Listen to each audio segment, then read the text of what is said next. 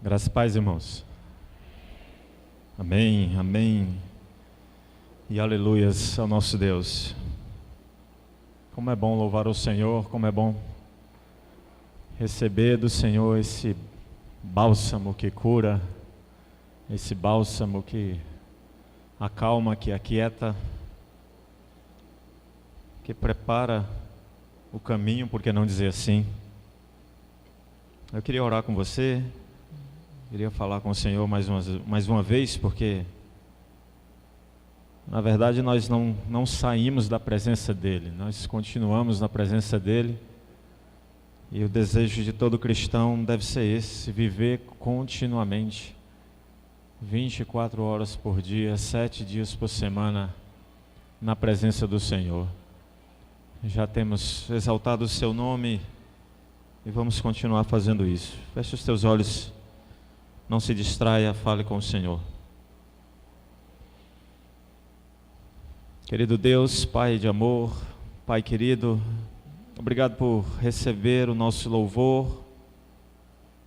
São filhos do Senhor trilhando um caminho de restauração, caminhando, Senhor Deus, por que não dizer, amparados pela Tua palavra, o rumo à perfeição, ou aquilo que na Tua palavra mesmo lemos, até chegar à estatura da perfeição.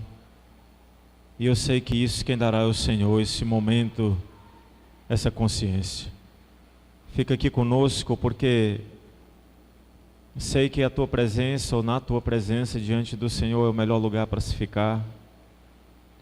E sei que daqui também o Senhor nos oferece a verdade, somente a verdade. Obrigado em nome de Jesus. Amém. Vamos continuar o nosso caminho, nossa rota. Vamos fazer algumas considerações aqui, alguns questionamentos hoje. Mas antes eu queria perguntar a vocês conhecem alguém dito, conhecido como acumulador? Eu vou explicar melhor. Você conhece alguém que guarda coisas, tem o costume de guardar coisas?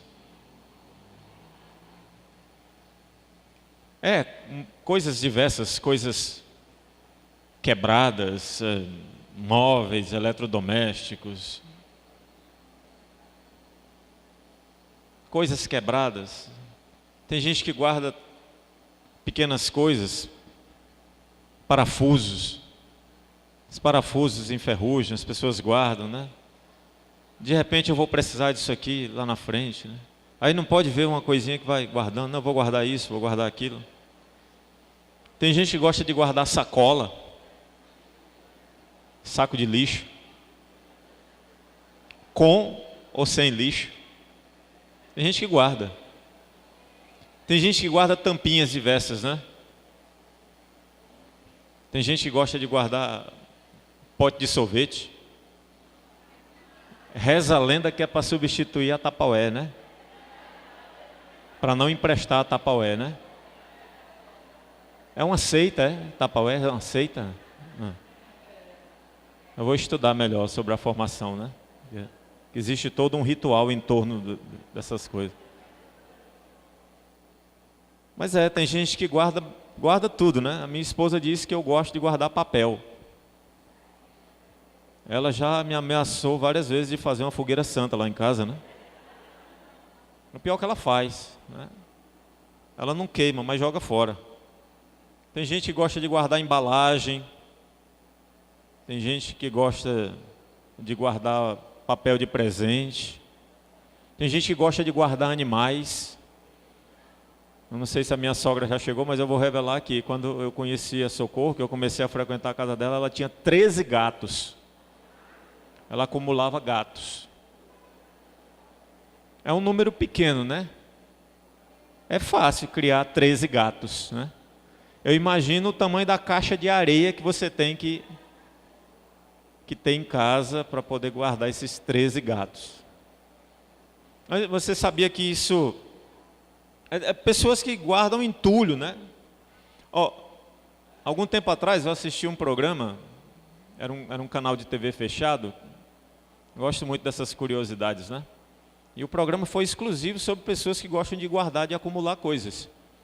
E eu assisti junto com a minha esposa. Ela ficou em estado de choque, né? Eu a conheço, ela não gosta de ficar guardando entulho em casa, né? E pessoas, nesse programa eram exibidas pessoas que juntavam de tudo, ao ponto da equipe que estava fazendo o programa, reportagem, sei lá, filmagem, eles tentar entrar na casa e não conseguir pisar no chão, literalmente. Não dava para ver o chão da casa. Os moradores da casa pisavam em cima daquilo que eles acumulavam. Todos os cômodos eram depósitos. Quando conseguiram entrar num acordo, feito todo um trabalho em cima dos acumuladores, trabalho mesmo aqui, ó, na cabeça, para poder desapegar, conseguir fazer uma limpeza, depois de denúncias até, que conseguiram retirar todo aquele entulho de dentro daquela casa. Foram encontrados ratos, baratas, animais peçonhentos, né? Venenosos, coisas que causavam doenças, podiam provocar acidentes sérios. E esses acumuladores, eles estão expostos a todas essas coisas e ainda mais se trancam, se fecham no seu mundo, vivem isolados. Isolados de tudo, das pessoas. Por isso, isso é considerado um transtorno. A acumulação compulsiva, ou o transtorno da acumulação, ou de acumulação, como você quiser chamar. Está registrado, está lá no manualzinho, Manual Diagnóstico e Estatístico de Transtornos Mentais. Ou seja, pessoas que têm dificuldade de descartar, de se separar daquilo que acumula. Tem uma palavra que usam para isso, né? É a disposofobia. Ou seja, medo de se livrar de qualquer coisa por conta do vínculo emocional que possui com aquilo. Pois é. Feitas as apresentações, talvez a maioria de nós não se enquadre como um acumulador nesse diagnóstico, né? Ou acumulador de coisas. Eu dei muitos exemplos aqui. Mas todos nós temos a tendência de acumular ou trazer ao longo da nossa existência, da nossa vida, as ofensas, as mágoas, as dores, ofensas essas que nos marcaram, que nós sofremos ao longo do caminho, né? Até chegar o dia de hoje. Todos nós carregamos isso. Eu costumo dizer que não dá para deletar ou formatar esse HD, porque se formatar aí complica, né? Aí vai todo mundo morar no Areolino. Lá tem muita gente que já resetou, que já formatou aqui esse HD. Então, para nós que ainda temos a sanidade, nós carregamos, acumulamos sim. São memórias que nos adoecem, que nos entristecem, que nos deprimem. É um lixo emocional que vai acumulando, vai acumulando. Um lixo emocional que acumula ira, que acumula amargura, que acumula rancor, ressentimento, vingança. E eu pessoalmente, eu carrego, quero compartilhar com vocês, eu carrego muito desse lixo. Eu carrego ira comigo, eu carrego avareza, eu carrego insegurança, eu carrego intolerância. Intolerância.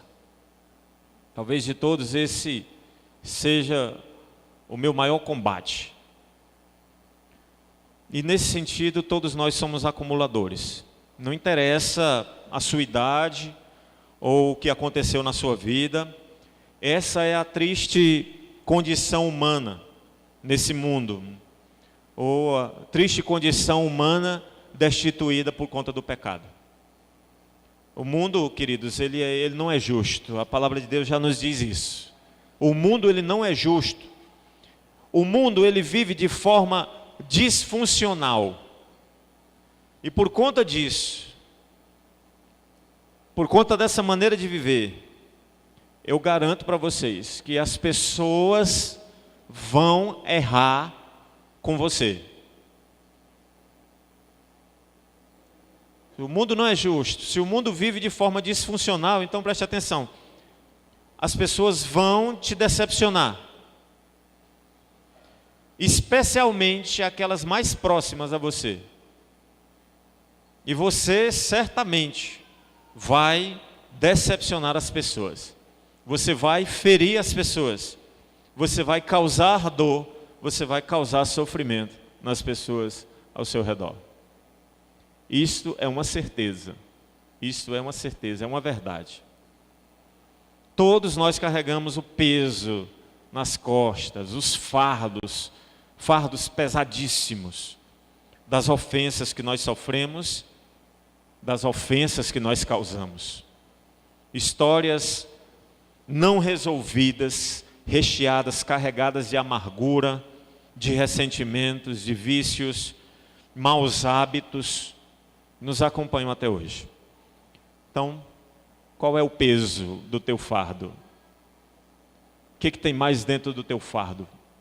Você tem um fardo. É pesado, eu sei. Isso é uma verdade. Mas o que pesa mais dentro desse fardo? Serão as dores, serão os vícios, serão as disfunções que você carrega? Qual é o peso do seu fardo? Só existe uma força que é capaz de aliviar esse fardo. Só existe uma força que consegue reverter essa realidade, porque tudo que eu falei para você até agora são fatos. Só existe um remédio que pode trazer cura, que pode trazer restauração. E esse remédio se chama perdão. Perdão. E na estrada, ou no caminho da restauração, que nós estamos trilhando aqui, nós já passamos pelo passo da realidade, pelo passo da esperança, o passo da entrega, o passo da coragem, o passo da humildade, e hoje nós vamos conversar um pouquinho sobre perdão. Aliás, essa série, Caminho da Restauração, ela é pregada quase que anualmente na Igreja Batista Central de Fortaleza, pelo mesmo motivo que ela está sendo pregada aqui na Igreja Batista Renascença. O motivo é despertar a igreja, ou oferecer à igreja a oportunidade da restauração. Individualmente, a você que é igreja. O motivo dessa série é oferecer a você, porque talvez, se justificando, você possa ter dito, mas nunca foi me oferecido uma oportunidade de restauração, de olhar para dentro, de olhar para mim mesmo. E o crédito daquilo que nós vamos falar hoje, eu queria dar ao pastor Luiz Fernando Velasco, que foi quem pregou sobre esse tema na Igreja Batista Central de Fortaleza em novembro passado, novembro de 2018. Palavras fortes, palavras impactantes que mexeram não só com aquela igreja toda, mas com todos aqueles que ouviram, né? E eu queria que você ouvisse sem olhar para os outros. E você recebesse para você, porque embora eu esteja falando, daqui eu consigo ver todas as cadeiras ocupadas. Eu não estou falando, a minha pretensão não é falar no atacado. Eu queria falar no varejo. Mas eu não posso citar nomes. Então, receba individualmente. Se você é casado, não pense que eu estou falando para o seu cônjuge, não pense que eu estou falando para os seus filhos, eu estou falando para você. Você veio com um amigo, ou algum outro parente, sei lá, algum vizinho seu, algum amigo querido que atendeu um convite. A mensagem é para você, a palavra é para você. Vamos trilhar o caminho do perdão. Aliás, nós estamos no caminho da restauração e vamos passar pelo perdão, pelo passo do perdão. São passos que nós estamos dando. E falar sobre perdão, nós pedimos emprestado ao Celebrando Restauração, o que está lá no passo 8 e no passo 9. São 12 passos que o caminho que o Celebrando Restauração trabalha. E nós pegamos esses dois passos, o passo 8 e o passo 9, que fala sobre reparações. E o texto desses passos diz o seguinte, preste atenção. O passo 8 diz assim: fizemos uma relação de todas as pessoas a quem prejudicamos e dispusemo-nos a fazer reparações a todas elas. O passo 9 diz assim: fizemos reparações diretas a tais pessoas sempre que for possível, exceto quando fazê-lo implicasse em prejudicá-las ou a terceiros.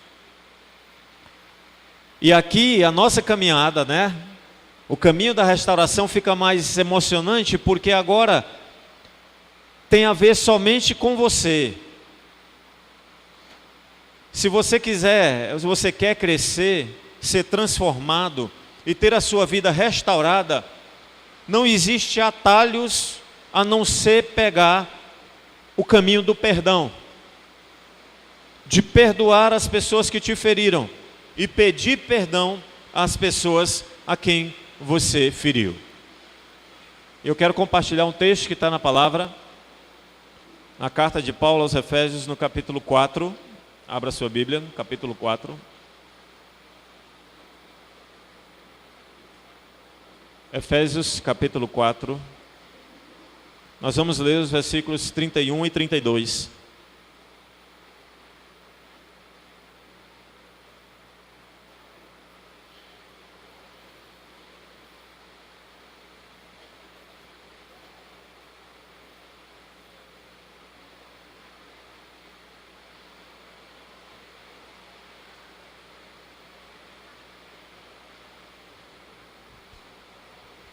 Efésios 4, 31 e 32, diz assim o texto: livrem-se de toda amargura, livrem-se de toda indignação, livrem-se de toda ira, livrem-se de toda gritaria e calúnia, bem como de toda maldade. Sejam bondosos e compassivos uns para com os outros, perdoando-se mutuamente, assim como Deus os perdoou em Cristo.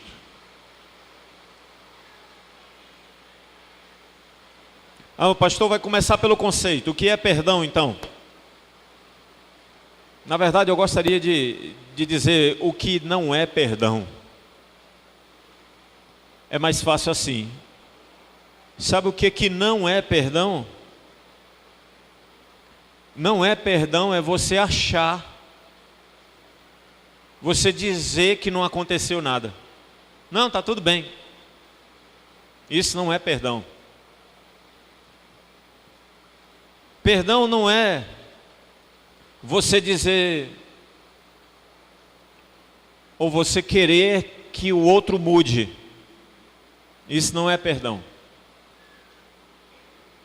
Perdão não é você querer fazer voltar as coisas como eram antes. Isso não é perdão. Muito menos evitar as consequências daquilo que você fez. Isso não é perdão.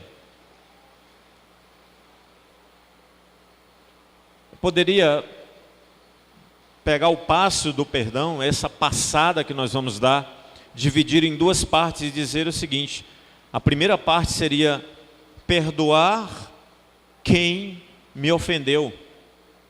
A segunda parte seria pedir perdão a quem eu ofendi. Então, na primeira parte, perdoar a quem me ofendeu, eu tenho que olhar para a palavra de Deus quando ela fala sobre perdão, principalmente no Novo Testamento, que eles usam uma palavra que está em grego, ou foi escrita no grego, pelo apóstolo Paulo. E essa palavra, interessante, ela tem o sentido, ela é empregada como uma expressão que significa deixar ir, libere, ou com o sentido de envie para outro lugar, mande embora. Tem um sentido de expelir, tem um sentido de não guardar, não acumular, tem o sentido de deixar para trás ou lançar para longe. É isso que significa, no contexto bíblico. O perdão é mandar embora, é não guardar, não trazer para si, não acumular o peso, a ofensa, a dor, a lembrança, mas manda embora, envia para longe, libera o ofensor, libera o ofensor. Quando o apóstolo Paulo escreve aos Colossenses, no capítulo 3, no versículo 13, eu peguei a versão da Bíblia Viva, a tradução da Bíblia Viva, que diz assim: sejam amáveis e prontos para perdoar, jamais guardem rancor, lembrem-se que o Senhor os perdoou, portanto vocês devem perdoar uns aos outros. Quando nós somos ofendidos, preste bem atenção, é como se alguém mandasse uma caixa para você. Você recebeu uma caixa, quem lhe enviou foi o seu ofensor. E quando você abre essa caixa, a sua primeira reação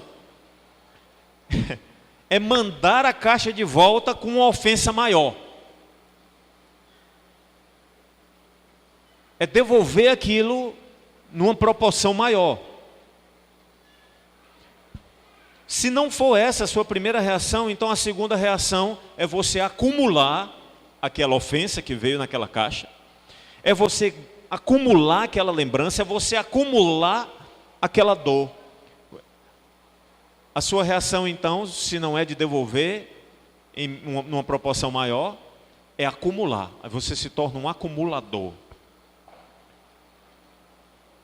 E a gente passa pela vida acumulando aquilo que lançam contra nós, que fazem contra nós. O peso do fardo vai aumentando, mais tristeza, mais ódio, mais amargura. E o caminho do perdão é mandar essa ofensa embora, é aliviar esse fardo, é deixar a cobrança, é liberar a dívida, é soltar o pescoço do ofensor. Solta o pescoço. Não perdoar é não lançar fora. Significa viver no passado. É perder a alegria dos momentos presentes ou do tempo presente. Você não consegue ver alegria nos dias de hoje porque você está preso ao passado. Você se destrói por conta do veneno, do ressentimento, da amargura que você acumulou. Quando Jó conversava com seus amigos, os amigos tentando encontrar uma razão pela qual Jó estava sendo acometido de tantos males, tantas desgraças, e Jó foi esquentando, no diálogo, foi rebatendo eles, como eu disse aqui, tentando devolver num tom de voz mais agressivo, mas aí um dos amigos de Jó, lá no capítulo 18, no versículo 4, disse assim: rapaz, é tamanha a tua raiva, com a tua raiva você está se ferindo com a sua própria raiva. Alguém pode ter ferido você há 10 anos, 20 anos, 30 anos atrás, e ainda hoje você está amargurado. Você ainda guarda essa relíquia dentro de você. O ressentimento que consome você, ele não consome a pessoa que te feriu. A amargura que você carrega, deixa eu revelar aqui para você, ela não vai mudar o passado, não vai mudar o que aconteceu, não vai corrigir o problema. A amargura que você carrega não vai mudar, não vai corrigir a pessoa que te feriu. A amargura que você carrega está roubando a sua vida. Está roubando a sua vida, você está morrendo aos poucos. Quando você começa a odiar uma pessoa, você se torna escravo daquela pessoa. Quando você fica pensando naquela pessoa, seja um ex-namorado, uma ex-namorada, você queria que fosse de um jeito, mas aí acabou. Aliás, você só queria que fosse do seu jeito. Ou ele só queria, ou ela só queria que fosse do jeito dela. Você só vive pensando no que ele te fez, no que ela te fez. Você só vive pensando no seu ex-marido, na sua ex-mulher. Você só vive pensando naquele assaltante que te causou uma dor. Pode ser também aquele motorista irresponsável, né? No trânsito, pode ser um abusador, pode ser um professor que te causou um constrangimento, que te envergonhou. Podem ter sido seus pais, porque não disseram que amavam você, ou não disseram o tanto que você gostaria de ouvir. Quando você fica pensando naquela pessoa que te traiu, que te abandonou, você vai acumulando sentimento, aquilo vai sugando as suas energias, vai ferindo a tua alma, você se aprisiona, você se acorrenta àquela pessoa. E para o seu próprio bem, é necessário que você libere o perdão àqueles que te feriram. Porque é a sua vida que está acabando. Como assim, pastor? Como assim liberar? Como assim liberar perdão? Se fui eu que fui ferido. Como assim liberar aquela pessoa? Tirar a dívida, deixar ela embora. E ainda mais, deixar ela embora ilesa. Numa boa. Enquanto eu sofro todas as consequências sozinho. Enquanto eu fico com toda a dívida. Enquanto eu fico com a tristeza, enquanto eu fico no prejuízo, com a dor, com a traição, com a ausência daquilo ou daquele que me foi tirado. Isso não faz o menor sentido. Ele tem que pagar. Ele tem que sentir o que eu senti. Tem que ser punido. Ah, mas ele vai pagar. Tem que pagar. Tem que ser castigado. Tem que aprender a lição. Eu vou mostrar como ele vai pagar, como ela vai pagar. É assim que a vingança funciona. Eu disse para vocês que esse mundo é injusto. Esse mundo é disfuncional. A nossa alma, ela grita por justiça, né? Agora tem um problema. Não tem problema gritar por justiça. O problema veja bem a lógica da vingança. O problema é que eu não tenho como exigir, como fazer essa justiça acontecer, sem repetir exatamente o mesmo mal que me foi causado.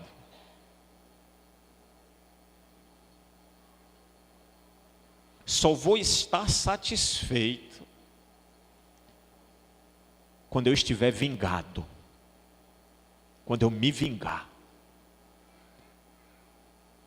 E se a ferida foi 10, eu não posso devolver 10. Tem que ser 11, 12, 1000. Porque ele tem que aprender a lição. A vingança, ela nos ilude. Sabe? É que nem aquele vendedor bom de papo, que quer vender aquele produto chinês, né? E jura de pé junto para você, jura pela mãe dele, que o produto é original. Não deforma, não solta as tiras e não tem cheiro. Pode confiar. Eu lhe dou a garantia. La garantia sou eu. A vingança, ela ilude. Ela ilude. Porque ela tenta nos fazer crer que nós podemos corrigir as coisas, que nós podemos fazer justiça, destruindo o mal que nos foi causado, repetindo o mesmo mal. E aí a gente fica parafraseando ou fica brincando com o ditado, né? Quem com ferro fere, com ferro será ferido. Quem com traição fere, com traição será ferido. Eu vou descontar na mesma moeda. É só o que nós vemos na literatura, no cinema. É incrível, eu gosto de assistir filme de ação, mas é incrível como os filmes de ação hoje em dia são a mesma coisa. A mesma coisa. Entrou um grupo de bandido, de terrorista, foi lá, aprisionou a mulher do cara, os filhos do cara, ou matou alguém, aí ele sofre, apanha, depois ele aprende, aí a lutar, não sei o quê, aí ele vai lá e mata de um por um. Desde que o homem é homem, ou desde que o homem foi criado e caminha por essa terra, desde que ele pecou, o ódio e a violência têm sido o motor que move a humanidade. Agora, a lógica de Jesus é diferente, não é? A sua vida e a sua morte nos diz que o caminho não é devolver na mesma moeda, não é devolver a ofensa, mas é jogar fora. Você cessa um ciclo de destruição quando chega em você. Tudo bem, você foi ferido, mas você não devolve ou não passa adiante. Você simplesmente joga fora, ou você lança para longe. Com Jesus foi assim. Ele levou sobre si. Acabou. A história da cruz diz isso. Quando Jesus foi crucificado, ele pôs um fim naquele ciclo de violência. Ele disse: olha, está consumado, acaba aqui. Perdoa, Pai, perdoa eles.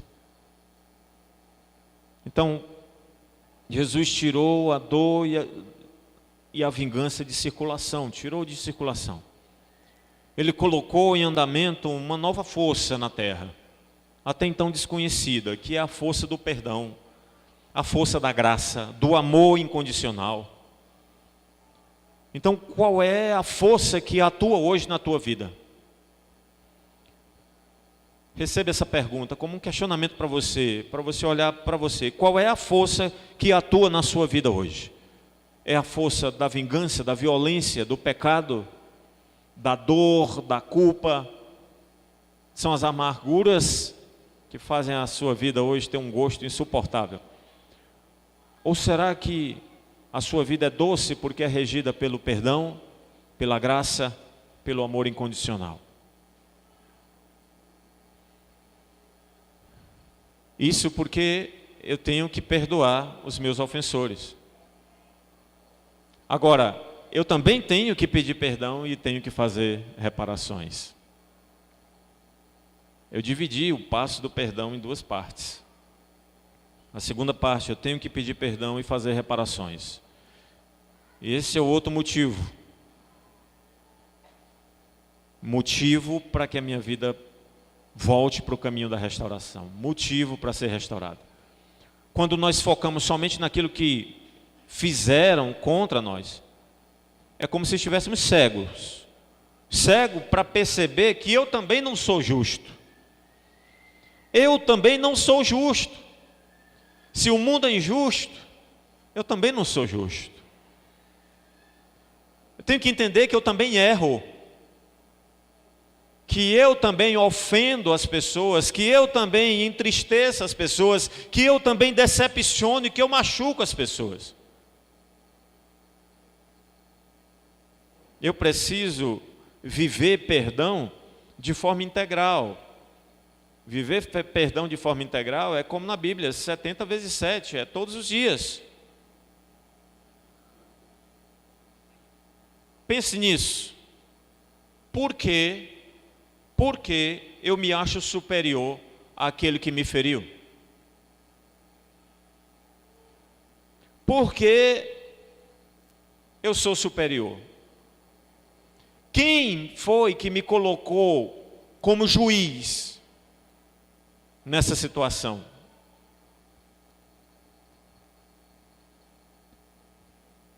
Quanto você tem causado de dor nos outros? A gente não gosta muito de pensar nisso, né? Porque o pecado, ou a natureza pecaminosa do homem, tende sempre a levar o homem a um estado de coitadinho. Não, eu não causo mal a ninguém, porque se todo mundo vivesse do jeito que eu estou dizendo que é para viver, ninguém. Essa foi uma fala de uma senhora, uma jovem senhora, conversei com ela, e ela já não aguenta mais a situação no convívio familiar, porque o esposo só ofende, só ofende, só ofende. Eu perguntei, ele nunca pediu perdão, ele disse, não existe isso. Isso é impossível de acontecer.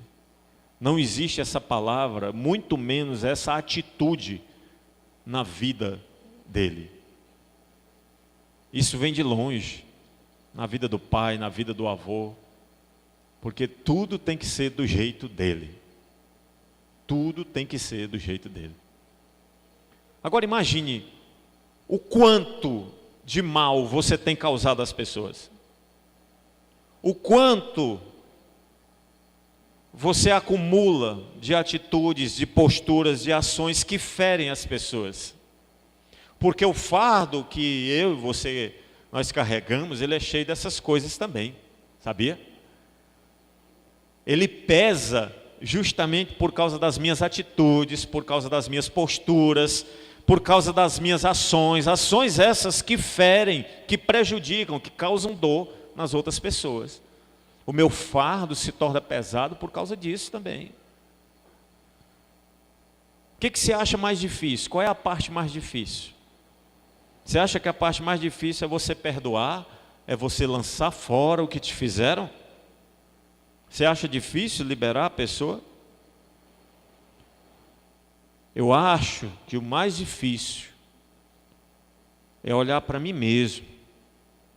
Olhar para mim mesmo e reconhecer que eu não sou melhor ou superior do que aquele que me ofendeu, não. Não sou. Talvez a frase mais difícil de ser genuinamente pronunciada pela minha boca é essa: olha, eu errei, eu reconheço que eu errei, eu te feri, você pode me perdoar?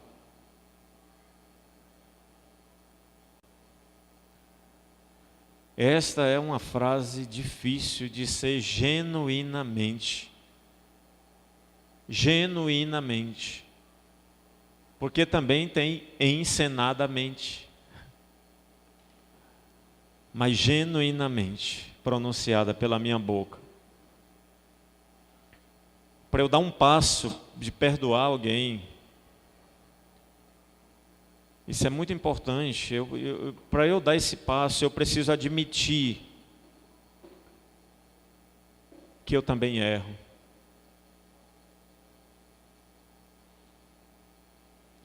Para que você dê um passo de perdoar a quem você ofendeu, você precisa admitir o que você fez contra aquela pessoa. É preciso se colocar no lugar do outro, sentir as suas dores. O que eu fiz que ofendeu, o que eu fiz que decepcionou, o que eu fiz que feriu, seja fisicamente, seja mentalmente, seja emocionalmente. Se coloque no lugar da outra pessoa. Como você gostaria de ter sido tratado? Como você foi um instrumento causador de dor?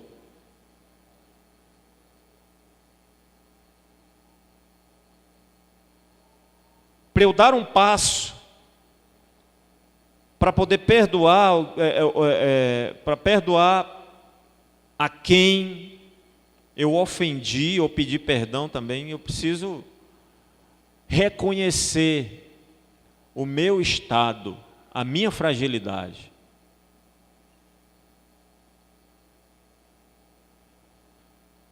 Eu preciso pedir perdão, na medida do possível, ainda mais nos dias de hoje, dispensando a rede social.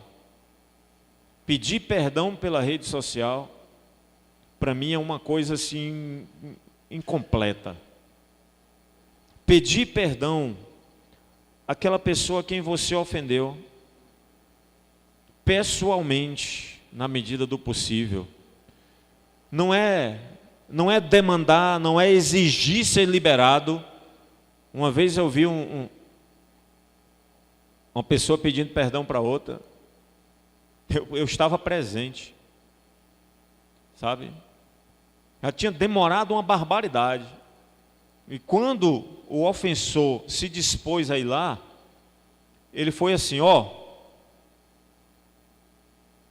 eu errei, mas não errei sozinho não. Eu me pedi perdão aí, mas você perdoa se você quiser. Se você não quiser, não.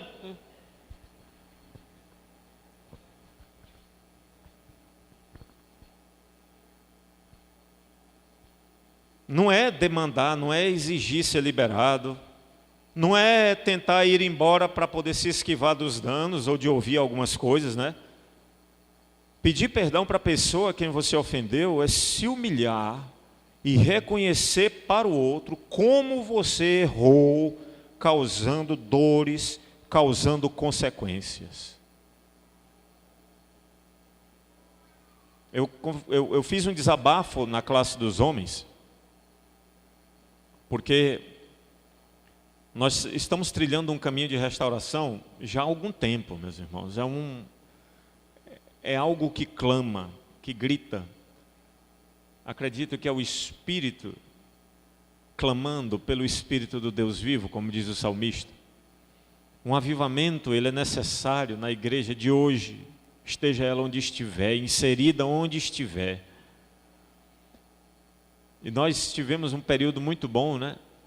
No semestre passado, e ao final das considerações, das mensagens impactantes, do compartilhar de vidas que só aquele grupo ali na escola bíblica é capaz de proporcionar. Eu ainda ouvi pessoas que já estão há muito mais tempo do que eu na caminhada cristã, dizendo assim, rapaz, eu não vou mudar não. Eu sou assim mesmo, eu sou duro, eu sou bruto, eu sou grosso, e eu não vou mudar não. Deus me conhece.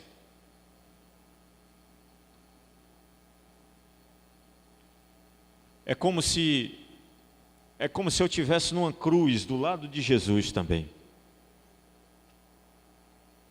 E eu olhasse para ele assim, como quem deve prestar conta e dizer assim, mestre, me perdoa, porque foi o que deu para fazer. Me perdoa, porque foi o que deu para fazer. Mas graças a Deus, que o irmão terminou o desabafo dizendo assim, Deus me conhece. Que bom que Ele conhece.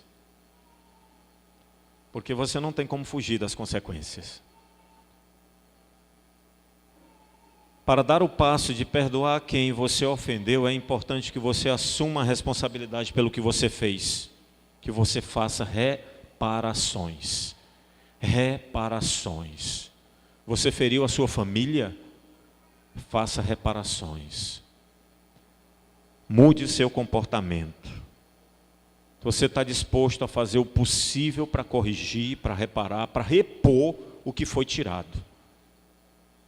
Essa é a postura. Por isso que o perdão é a estrada menos percorrida da vida cristã. Menos percorrida, é o caminho estreito pelo qual muitos crentes não querem passar. A grande maioria dos crentes não querem passar. Mas vale a pena, pois ele é o único caminho capaz de fazer milagres de restauração de cura acontecer. Porque você contrai um câncer, você contrai uma doença da alma, uma depressão que culmina num estado profundo, vegetativo, pensamentos suicidas e a prática do suicídio, quando você acumula ressentimento, sentimento de culpa, sentimento de inferioridade por conta das ofensas, das feridas que te causaram. E o maior milagre que eu posso ver é incrível, não é quando um bispo, um pastor, ou seja lá quem for, joga a sua capa e faz aquelas orações difíceis, complicadas, e ali naquele ambiente, seja ele qual for, alguém manifesta uma cura ou coisa parecida. Para mim sempre foi a cura mais espetacular, o milagre mais fantástico da graça de Deus, do amor de Deus, é quando um pai se reconcilia com um filho. É quando uma relação quebrada, ela é reconstruída por causa do perdão. Porque de graça, junto com isso, vem a cura física, vem a cura emocional. Você é curado da hérnia de disco, de carregar o seu fardo pesado, que te encurva, que te faz olhar sempre para o chão. Quando você libera perdão, quando você se sente perdoado, você olha para o céu de cabeça erguida. Esse para mim sempre foi o maior milagre da graça dos tempos modernos. Para perdoar e pedir perdão, veja bem, eu preciso fazer uma lista das pessoas que me prejudicaram e uma lista das pessoas a quem eu prejudiquei. A lista das pessoas que me prejudicaram, eu preciso perdoar, olhando para a lista, fazendo reparações, procurando cada uma delas. Geralmente as que nos ferem são as que estão mais próximas, nossos pais, nossos irmãos, cônjuges, filhos. E se tratando dos nossos pais, a gente sempre diz assim, não, eu sei que eles fizeram o melhor. Olha, eles não fizeram o melhor porque eles não são perfeitos. Eles erraram, como você também erra. A lista das pessoas a quem eu prejudiquei é a lista das reparações. É escrever mesmo, não confie na mente, escreva.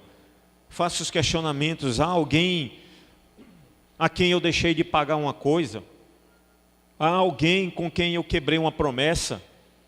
Será que há alguém com quem ou com o qual eu tenho agido como controlador?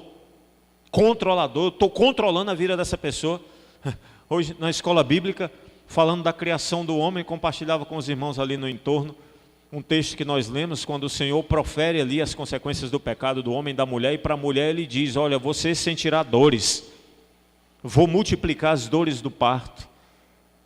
No entanto, o seu desejo será para o seu marido, e ele te dominará. Aí o irmão olhou assim e disse, essa aqui é a parte que ela não entende, pastor. A parte que eu domino. Ela não entende isso aqui foi Deus que falou, ela não entende. Ele te dominará. Faça essa pergunta. Será se há alguém com o qual eu tenho agido como controlador? Compartilhava com um irmão que disse que no segundo encontro do namoro, no segundo encontro, no primeiro não aconteceu isso, mas também se aconteceu, no segundo encontro, a sua candidata, a namorada, disse que eu posso dar uma olhada no teu celular? Pode. Aí disse que pegou e apagou os contatos todos, sabe? Apagou os contatos femininos, apagou todos.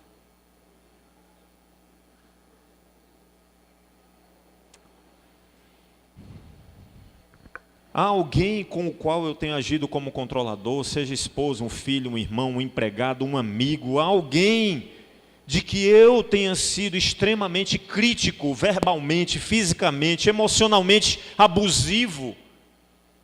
Há alguém a quem eu não tenha demonstrado gratidão, que eu não tenha dado a devida atenção? Será se há alguém a quem eu tenha sido desleal, que eu tenha mentido, que eu tenha inventado ou espalhado histórias a respeito dessa pessoa?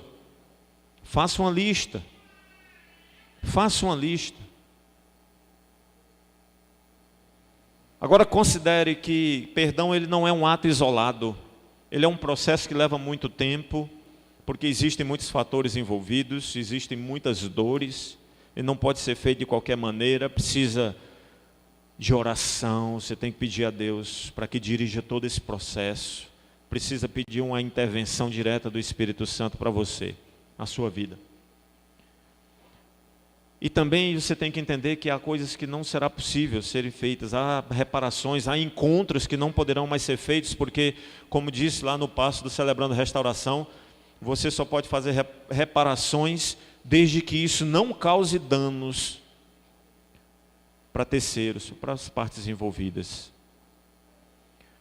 Você precisa de companhias que te ajudem, prestadores de conta, ou seja, você precisa prestar conta, você precisa de mentores capazes de caminhar com você, de fazer a ponte dessas reparações.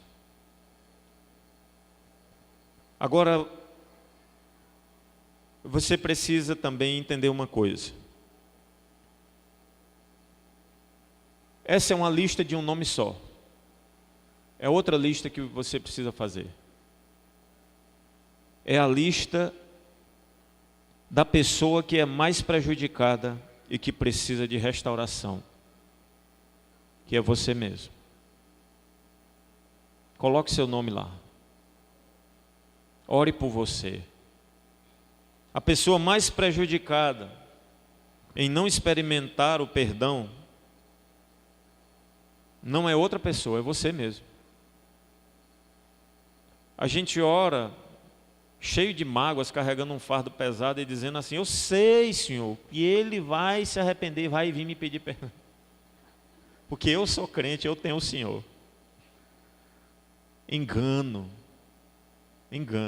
Eu não sei onde foi que você achou na Bíblia isso. O que foi que você fez com você mesmo todo esse tempo? Quem você se tornou? Quais são as suas feridas? Quais são os seus vícios? Quais são os seus maus hábitos? O que foi que você acumulou, que você carrega ao longo da sua vida? Talvez um senso de culpa, um sentimento de inferioridade, de incompetência, de vergonha, de autodesprezo. Talvez você carregue um medo, ansiedade diante da vida, das circunstâncias. Talvez você tenha endurecido ou tenha se tornado uma pessoa dura, endurecido por causa do seu orgulho, por causa da solidão, essa mania de se isolar. Mas sobretudo, talvez você tenha vivido muito irado, cheio de ira, revoltado com as pessoas e principalmente indiferente, revoltado com Deus. Com Deus. Logo com Ele, que está disposto a te perdoar. Você acredita que há esperança, que há perdão, que há restauração para você? Deixa eu dizer uma verdade para você. Perdoar aqueles que te feriram e pedir perdão àqueles a quem você feriu, só pode acontecer, ou só poderá acontecer um dia, se você mesmo já tiver experimentado o poder do perdão na sua vida. Se confessarmos os nossos pecados ao advogado que nós temos junto ao Pai, Ele é fiel e justo para nos perdoar e nos purificar. Então por que eu não me sinto purificado, pastor? Porque você nunca aceitou. O pastor Rick Warren, né? Ele escreveu numa das suas obras assim: ora mais, se Deus pegou o meu pecado, eu confessei para Ele, lançou nas profundezas do mar, e lá onde Ele lançou, Ele colocou uma placa dizendo: é proibido pescar nesse local, ou seja, Ele não se lembra mais. Por que que eu tenho que ficar me maltratando? O perdão, olha, ele não é algo que vem de mim, ou que, entenda, que eu não produzo perdão. O perdão é um milagre.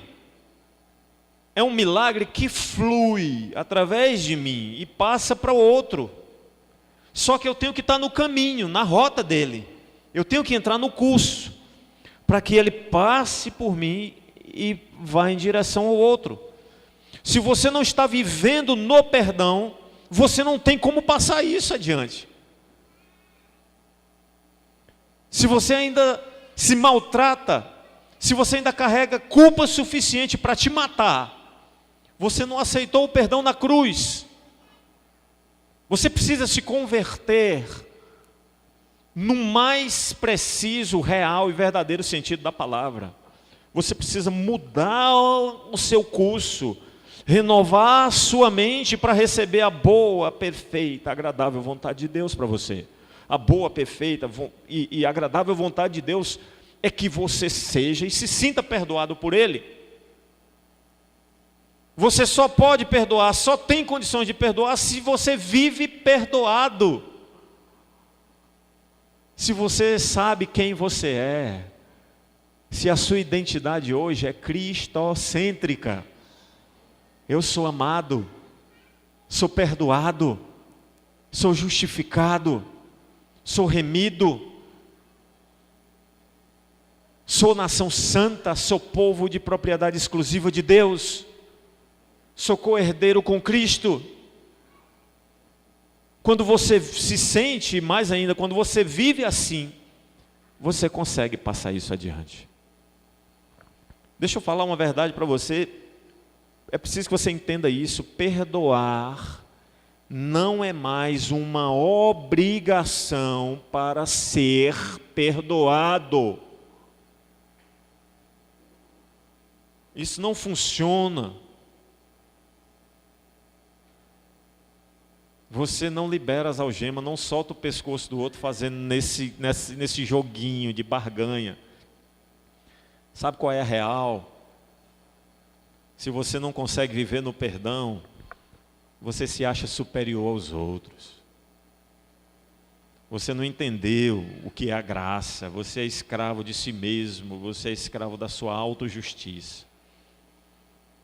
Veja como é que o Senhor ensinou, Ele diz assim: Pai, perdoa as nossas ofensas, assim como perdoamos os nossos devedores. Eu preciso experimentar o perdão para que eu possa perdoar. Reconheça, confesse, peça perdão a Deus. Não interessa o que você fez, não importa o quão longe você está, quantas feridas você traz, quanto peso você carrega, você tem que ser liberto. E você pode ser liberto hoje, se você quiser. Você pode ser curado hoje, você pode ser perdoado hoje, se sentir perdoado hoje. Porque todos os seus pecados, eles já foram apagados, já foram lançados fora. Só quem se lembra deles é você. Todos eles foram destituídos na cruz. Todos pecaram e destituídos estão da glória de Deus porque querem, porque ainda não decidiram receber o perdão de Deus. Colossenses 1:3 diz isso. Ele nos resgatou do domínio das trevas e nos transportou para o reino do seu Filho amado, em quem nós temos a redenção. A saber, você sabe o que é a redenção? Perdão dos pecados. Colossenses 2, versículo 13 e 14, Ele nos perdoou todas as transgressões, todas. Ele cancelou a dívida escrita que era contra nós. Ele cancelou a promissória, Ele removeu, Ele pregou ela na cruz, como quem diz, está pago. Eu paguei. Diante disso tudo, há dois desafios. O primeiro desafio, você que está ouvindo aí, desde o começo.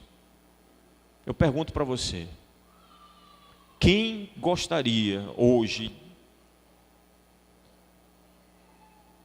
de deixar todo o peso, toda a dor, todo o sofrimento para trás e receber o perdão dos seus pecados?